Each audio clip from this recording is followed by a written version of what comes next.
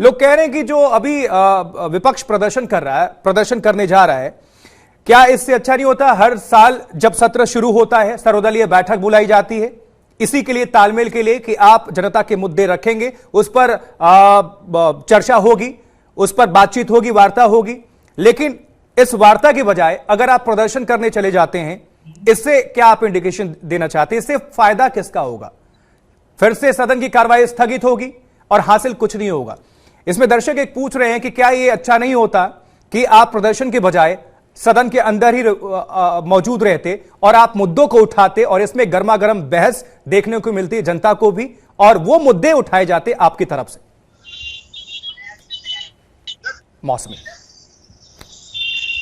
जी बिल्कुल, देखिए बहुत ही वाजिब सवाल है जो दर्शक ने हमारे पूछा है और महत्वपूर्ण है। देखिए यहाँ पे किस तरह से पॉलिटिक्स ऑफ डिसरप्शन वो पूरी तरह से ओवरटेक कर लेती है, क्योंकि कहीं ना कहीं सियासत भी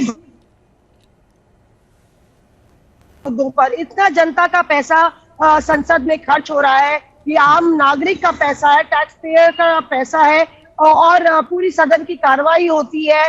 लोकसभा ले लीजिए, राज्यसभा ले लीजिए, तमाम कर्मचारी आते हैं, सुरक्षा के मद्देनजर खर्च होता है और तमाम कागज और तमाम बिल्स को लेके जो इंतजाम किए जाते हैं उसमें बहुत पैसा खर्च होता है। तो जब सर्वदलीय बैठक होती है, दरअसल हुआ ये कि सर्वदलीय बैठक में भी जो है एक तरीके से नोकझोंक शुरू हो गई। वहीं से जो नोकझोंक शुरू हुई वो आगे चलती चली आ रही है। कहीं ना कहीं विपक्ष को लगता है कि ये एक मौका है बोलने का, ये एक मौका है विरोध दर्ज करने का। तो विरोध कैसे दर्ज करें, इसको लेके जनता और विपक्ष में कहीं ना कहीं एक मतभेद है, क्योंकि जनता को लगता है, और जिस तरह से दर्शक भी कह रहे हैं कि जनता को चाहती है कि आप अपनी बात कह के विरोध दर्ज करें। अगर आप हाउस चलने देंगे, आप सदन के भीतर महंगाई पर सरकार को घेरेंगे, तो जनता के पास ज्यादा आपकी आवाज जाएगी, या फिर आप विरोध करके प्लेकार्ड जो नियम के खिलाफ है प्लेकार्ड दिखा के आप वॉकआउट करेंगे या सदन स्थगित होगा तब आपकी आवाज जाएगी। तो महत्वपूर्ण है कि विपक्ष क्या रणनीति अपनाता है और किस तरह से अपनी बात दमदार तरीके से कह सकता है, इस पे एक बार पुनः विचार करने की जरूरत है। क्योंकि पॉलिटिक्स ऑफ डिसरप्शन, पूर्व प्रधानमंत्री मनमोहन सिंह ने भी कहा था कि पॉलिटिक्स ऑफ डिसरप्शन जो है वो डेट्रीमेंटल होती है डेमोक्रेसी के लिए। तो एक तरीके से आप देखिए, चाहे लोकसभा हो या राज्यसभा, 2 दिन से कुछ कामकाज हुआ नहीं।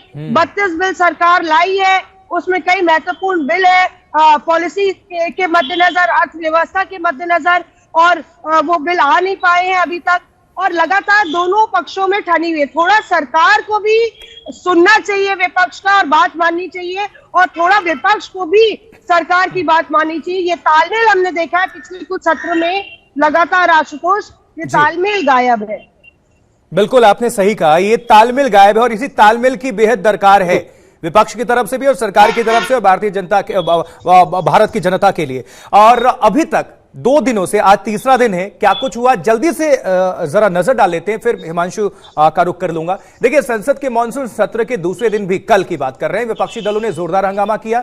हंगामे के चलते लोकसभा और राज्यसभा की कार्रवाई को 20 जुलाई यानी कि आज तक के लिए फिलहाल स्थगित किया गया है। विपक्षी दल महंगाई को लेकर प्रदर्शन भी कर रहे थे और आज भी प्रदर्शन कर रहे हैं, जिस तरह से प्रदर्शन करेंगे जिस तरह से मौसमी बता रहे हैं। मंगलवार को जब मानसून सत्र के दूसरे दिन की कार्रवाई शुरू हुई तो विपक्षी दलों ने हंगामा शुरू कर दिया और विपक्षी सांसद कीमतों में वृद्धि और महंगाई को लेकर प्रदर्शन कर रहे थे। अब इस दौरान सांसदों ने नारेबाजी भी शुरू कर दी। सांसद अपने साथ तख्तियां लेकर भी आए थे। हंगामे के चलते संसद के दोनों सदनों की कार्रवाई को दोपहर 2 बजे तक के लिए स्थगित करना पड़ा।